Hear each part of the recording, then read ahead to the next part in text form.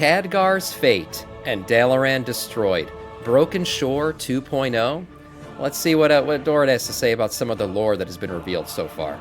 Broken Shore 2.0 is happening in the world within, and it looks like the sacrifices might be as big as they were back in Legion. There are heavy hints that we're going to get a variant type cinematic for Khadgar, as he might perish in the battle against Xal'atath. Dalaran has been brought down and destroyed after all these years by Nerubian webs as it crashed on the shores of Khadgar. There we fight a giant Nerubian army led by Xal'atath personally, a ton of old characters return, and it is just one big crazy mess. However, that is just the start of giant, and I mean giant spoilers from the alpha. We learn what the light crystal is, we connect Xal'atath with Kalesh, we learn more about world souls, we finally get actual reveals on who Xal'atath is, and there's just so much stuff to unlock. So let's look at all the more within alpha information, data mine models, data mine items, and hints, and data mine models. Thank you, J3, for the J3PP. Thank you for the follow. Welcome to let's unravel this giant event that will start the next expansion.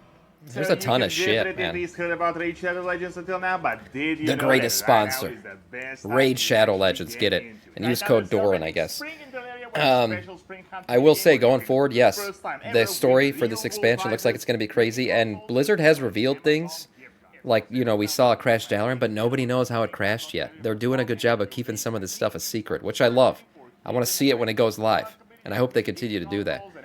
Gift cards with a value of $10,000 or in-game loot like legendary champions or skill tomes. Better yet, in April, first ever Community Week celebration is happening. Existing and new players will get a ton of rewards. Everyone can get a free legendary champion, Chronicle 8 lane at top tier support, which I personally find very useful. All you gotta do is log in for 7 days until July 8th, but that is only the start. Is this raid or something else? Or log in rewards. Now click the link in the description or scan the QR code and you will get insane rewards, but of course only with my link. Immediately you will get a huge starter pack with an epic champion Tyrell, and you'll get another starter pack after reaching level 5 that includes an epic rector draft. All only available via my link or the QR code. After you download it, use the promo code SPRINGHUNT24 to get silver and more. You can play Raid on mobile and PC, so use Raid, there you go. Use code Doran. Join my clan Doran. See you. Thank you for the bits, Burning. I appreciate that, man.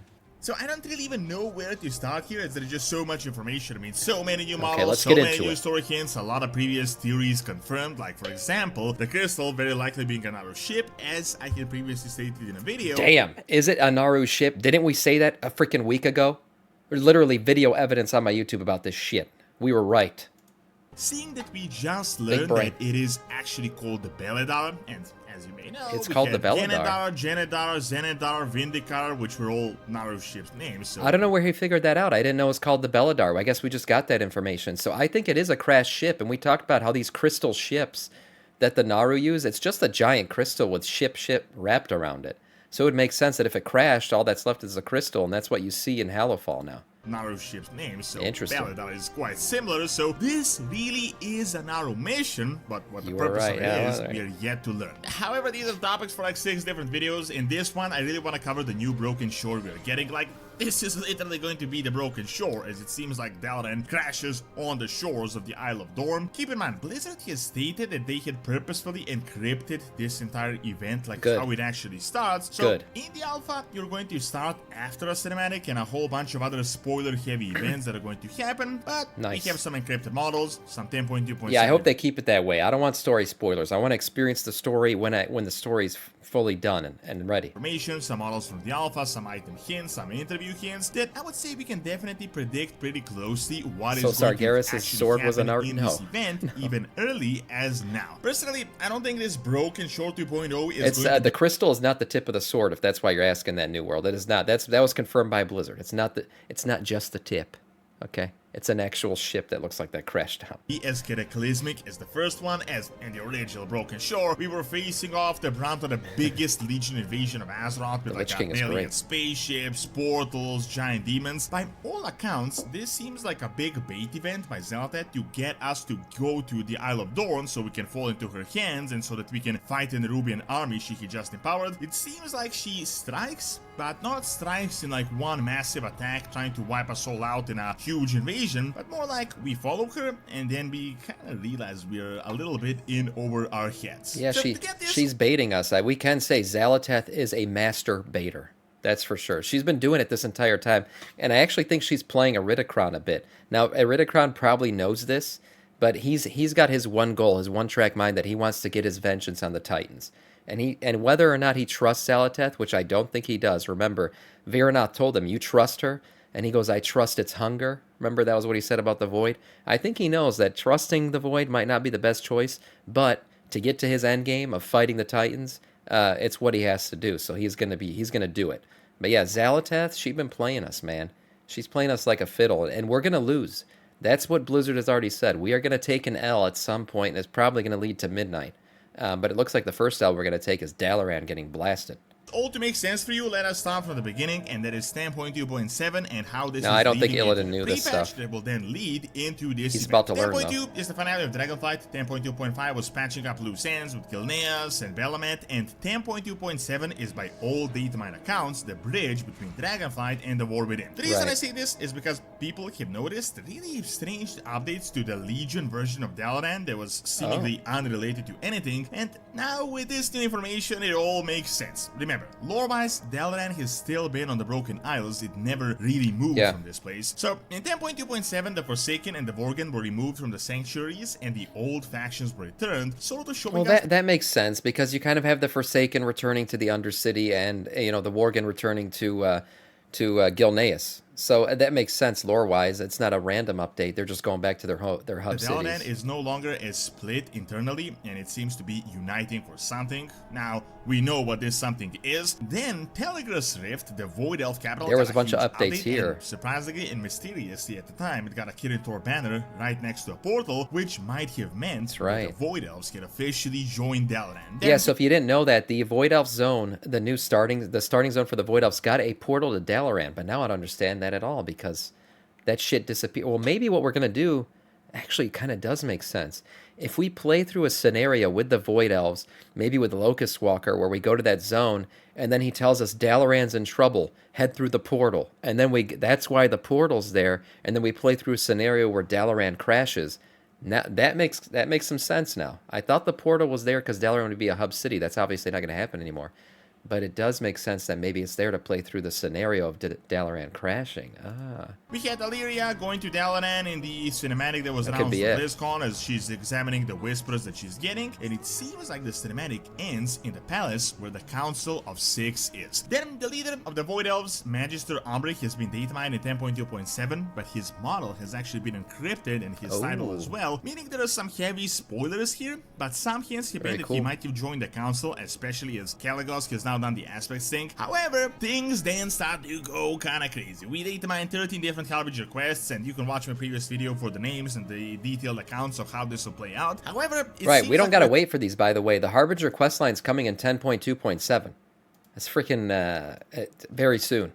So we're going to figure out a lot of this stuff going forward. That Harbinger questline has to do with Xal'atath, obviously. Accounts of how this will play out. However, it seems like we're hunting down Xal'atath into the Void from Telegra's Rift. We learn what she did with Galakron, then she attacks Telegra's Rift, and we have to defend. I mean, the name of the quest is literally called Defend Telegra's Rift. Seeing the Dalaran port on Telegra's Rift, it seems like this is a joint mission by the Void Elves and Dalaran to discover Xal'atath, and this is going to be what is going to lead us into the pre-patch. However, now we get to the really good stuff. Previously, it was stated that the pre-patch will be about us getting Whispers of Azeroth, and by the way, let me give you some really quick spoilers from the alpha, and these are really big spoilers, so keep this in mind. Apparently, the planet destroyed by the Void Lord Demantius the All-Devouring Kalash had a world soul, and if you don't know this story, Demantius, that's why the Ethereals look the way they do. He destroyed their planet.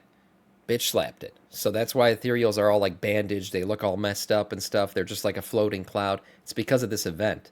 Now they're saying there was a world soul there? Had a world soul, and it also started giving the same radiant warnings to their inhabitants, the same ones that Azeroth is giving to us, but the Ethereals understood them too late, and the planet fell apart, and they couldn't stop Demantius. And the Ethereals are going to be relevant again, that's for sure, because we know one of the raid bosses in the new raid is an Ethereal. And we know, obviously, Locust Walker, he's a big role to play here, going forward with the Void and everything. So we're going to be interacting a lot with Ethereals. I wonder, man, there's going to be some crazy stories. I wonder if we get to see how their planet was destroyed. That would be really cool. The planet fell apart, and they couldn't stop Demensius the Old devouring the Void Lord from destroying the planet. This explains why the Ethereals have been following us these past few years, because they know it is going to be the exact same thing. This very likely confirms that Azeroth is not a Titan yet again, and there have been some hints that Xal'atath is the harbinger of this Void Lord in particular, as remember, the Void Lords don't really work together, and she might have already destroyed a planet once in the past, so this gives quite a bit of further context to her mission and her character and who Xal'atath really is. So to quickly sum it up, in 10.2.7 we're going to learn what Xal'atath is doing. In the pre-patch we're going to learn about Khadgar, we're going to be preparing the invasion together with Troll, Jaina, Khadgar, Anduin, and a whole bunch of other characters that I will talk about in a bit, and it is all going to go terribly wrong. As I previously stated, Blizzard has encrypted his spot, but we can sort of pick up the pieces. I mean, literally, as Dalaran has been completely shattered into pieces. So Blizzard states that Khadgar is really close to Pandaria. They actually emphasize this, aka Manti territory, which I feel like is going to be so relevant, especially with the recent Pandaria remix stuff. Well, as the war within starts, we reach the Isle of Dorn, which is the outer crust of Khadgar, and it seems like Xal'atath personally, with her Nerubian army, actually brings down the city from the sky. Now, at this point in time, we can't tell whether so we're probably trying to transport Dalaran over to this new area where it has to go, right? Khadgar. And yeah, there she is waiting with her Nerubians, and they just blast it out of the freaking sky in a battle that we lose in. That sounds like some cool lore. Destroyed or just a portion, and some part maybe the Ethereals are trying to stop the Void from hurting anyone else. Maybe. I mean, they definitely have a story to tell. We've never really heard the Ethereal story besides the fact that their planet was destroyed by the Void. You know, how they go forward from there. What were the events that led up to this? What happened when Demensius did his thing? Or how did they survive even? There's a lot of things that we don't know yet that I think we're going to find out.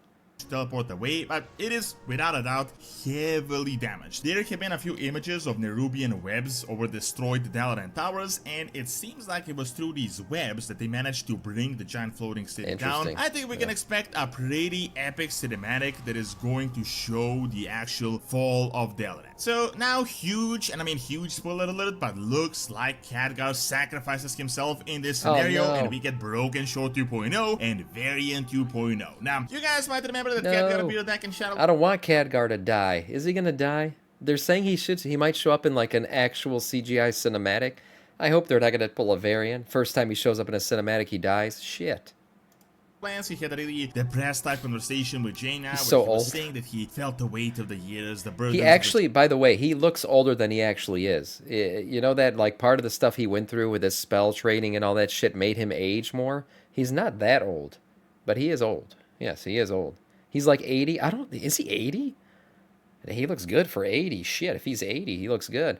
But I always thought he was like a child when it came to his days of trading under Medivh. He was like younger, much younger.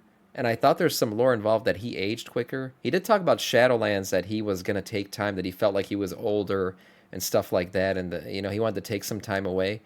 But, man, I'll miss him if he dies. Khadgar's a choices he G. made, and he was really down on himself, and he really I'm wasn't still mad about optimistic Variant about the too. future. Back then, it seemed like just a downer moment, but it is likely that he had a vision of what is going to happen soon, as remember, this guy is not just a regular mage. Furthermore, there have been some hints of Medivh, his former master, potentially returning, so all this could be relevant. Khadgar also made a small appearance with the new Night Elf City in Dragonflight, so it is quite obvious that they have been setting up his characters for this sacrifice for quite a while now, and we're definitely going to get more Khadgar dialogues in 10.2.7 very likely, and definitely in the Why can't they kill Yrel? She's a bitch. I don't care if she dies. Yeah, they can kill Yrel for all I care, but Caddy Boy, come very on, likely, and definitely in the pre-patch. Now, talking about the evidence, we can't say for certain what happened. It is possible that he might have been imprisoned or just missing, but I really think yeah, maybe Jaina. The work in progress screen where the cinematic is supposed to happen says that Dalaran's strike force was destroyed, and that we all now take a moment for Khadgar. Oh shit. Oh my god, I think he's right. He might die. Damn it. I'll take a moment for Khadgar. Maybe he just disappears. Maybe he just disappears for a little bit. a moment really has strong wording that he is indeed gone. Shit, sorry, I didn't know he was going to spoil that. We'll probably just rush to actually save him. Also, we don't know yet. That's just some quest text. We still don't know if that's going to happen or not. Shows us that Chris Madsen is fully back with the storyline. I mean, remember, he was behind Legion, he was behind the Broken Shore and how we got wrecked, and Shadowlands was like a huge contest where everyone was imprisoned in a similar event, but then everyone was saved, only to sit around the capital city for 2 years and do nothing. So yeah. They're definitely, it is very much Chris Metzen that he will kill off main characters, and that's cool, right? It's Game of Thrones-esque. You never know who's safe. Nobody feels safe in big moments. That makes big moments feel bigger when you know that anybody could die at any time. Shadowlands certainly didn't feel that way. Shadowlands felt like everyone's gonna be fine. You know, Jailer don't fucking know what he's doing. Nobody knows what's going on. Everyone's going to go back to the Sky Dildo known as Orbos and just hang out for a little while we go kill the Jailer. That's what's going to happen. It's going to be fine.